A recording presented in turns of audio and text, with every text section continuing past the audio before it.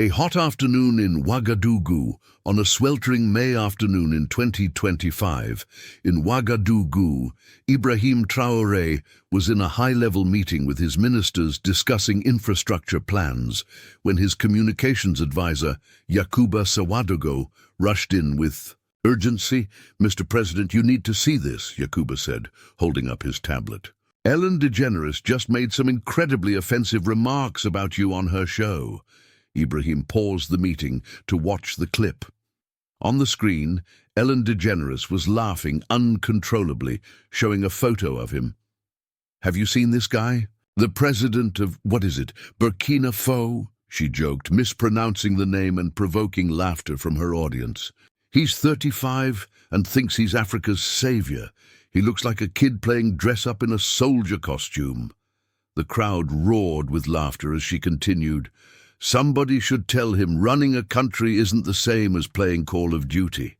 Maybe he should go back to school." Ibrahim watched in silence, face unreadable. His ministers, however, were visibly furious.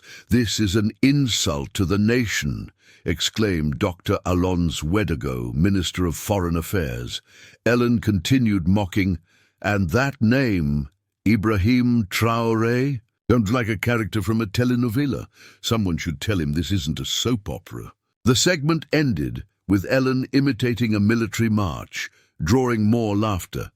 Ibrahim closed the tablet calmly and turned to his team. "Call an emergency meeting. It's time to give Ms. DeGeneres a lesson in respect and dignity." The backlash begins. News of Ellen's segment spread like wildfire across Burkinabe's social media. Outraged students marched in the streets with signs reading, "Respect our president," and "Ellen doesn't know us." The video quickly went viral, sparking anger across Africa and beyond. In his office, Ibrahim's wife Ajara entered, visibly upset. "I saw what she said," she told him. "How dare she insult you and all of us like that?" Ibrahim embraced her gently. "She simply revealed who she truly is," he said. Ajara shook her head. "But she has millions of followers. She's spreading a lie about who we are." Moments later, the Minister of Economy, Fatimata Sawadogo, entered with troubling data. "Mr. President, Ellen's remarks have already harmed our international image. 3 U.S. investors just cancelled upcoming meetings." Ibrahim reviewed the report gravely. "This shows how ignorance has real consequences," he said, "but it also shows why we must educate the world." Yakuba interrupted with breaking news.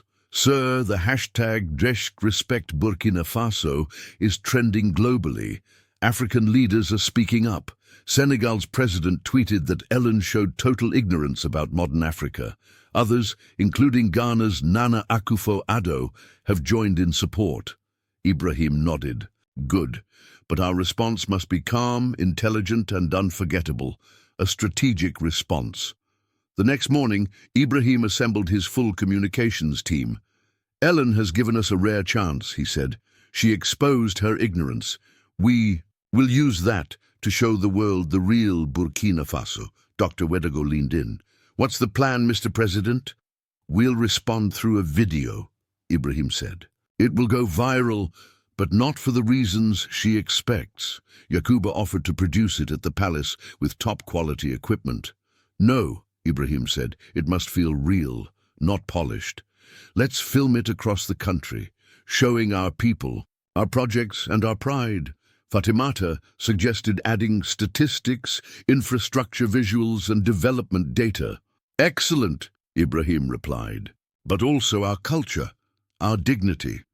Ellen mocked our appearance. Let's reveal our essence." The video team worked non-stop for 72 hours.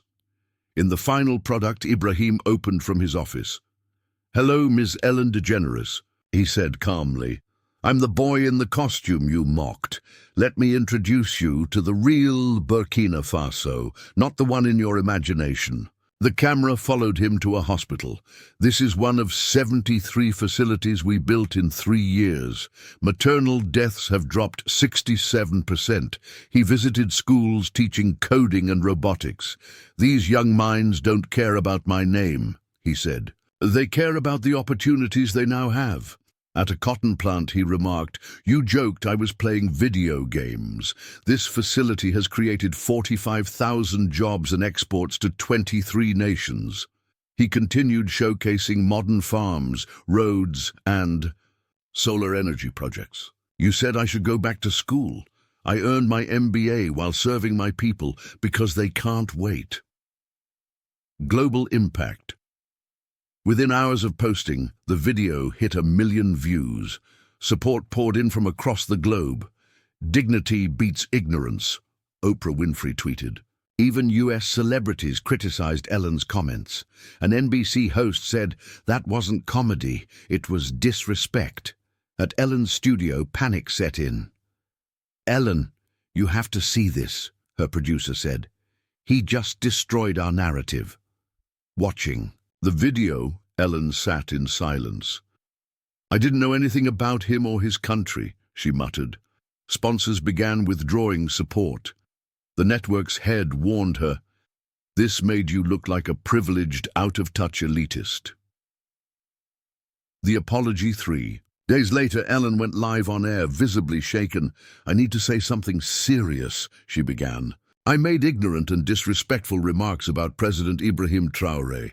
I mocked a man I didn't know and a nation I hadn't researched." She played clips from Ibrahim's video. He built hospitals, schools, created jobs. While I made jokes, he was saving lives. Then came her announcement. "I will visit Burkina Faso myself and donate $1 million to support education projects." In Ouagadougou, watching live, Ajara said, "She sounds sincere." "She deserves a chance to learn," Ibrahim replied. A visit of redemption. 2 weeks later, Ellen arrived in Burkina Faso to global media attention.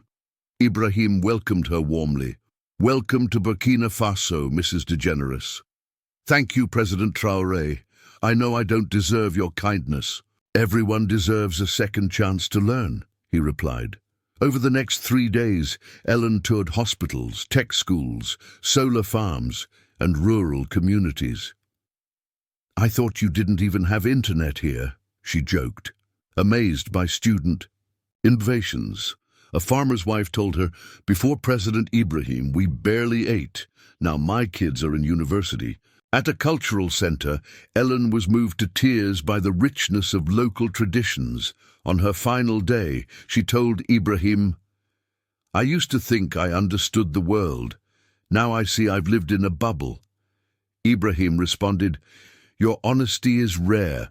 Most people cling to illusions. Ignorance isn't evil. It's just something education can cure." A new chapter. Ellen broadcast live from Burkina Faso. "My life has changed in these 3 days. Ibrahim Traoré is no joke.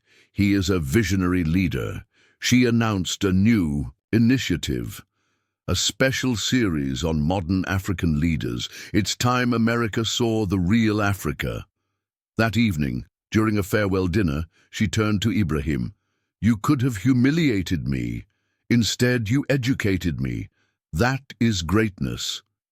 "Came to learn," Ibrahim said. "Now you can help build bridges between our worlds."